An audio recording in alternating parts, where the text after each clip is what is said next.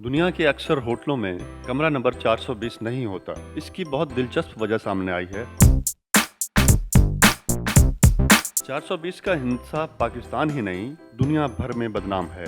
पाकिस्तान में Pakistan panel code की शिक 420 जालसाजी और धोखाधड़ी की सजाओं से मुताल्लिक है। इसलिए पाकिस्तान में धोखेबाजों को मिस्टर 420 भी कहा जाता है। धोखाबाजी के लिए 420 का हिंसा इतना ज्यादा इस्तेमाल हो चुका है कि 420 का लफ्ज सुनते ही हर पाकिस्तानी के जहन में धोखेबाजी और जालसाजी का ही ख्याल आता है। दुनिया के दीगर ममालिक में भी 420 का हिंसा काफी बदनाम है। कहा जाता है कि 1970 की दहाई में सेंट राफेल कैलिफोर्निया के तलबा भंग पर पाबंदी लगने के बाद छुप छुप कर भंग इस्तेमाल करने लगे। वो सब हर रोज 4:20 पर लोइस पास्चर के मुजस्समे के पास मिलते। आहिस्ता आहिस्ता वो अपने खुफिया मकाम को लोइस 420 पुकारने लगे। इसके बाद 420 आलमी तौर पर भंग या मंशियात के इस्तेमाल की साजगार जगहों को कहा जाने लगा और 420 का हिंसा ऐसी जगहों के लिए आलमी कोड के तौर पर मशहूर हो गया। नशे के आदी बहुत से अफराद जब होटल के 420 नंबर के कमरे में ठहरते तो उसे भी नशे के लिए साजगार कमरे जानकर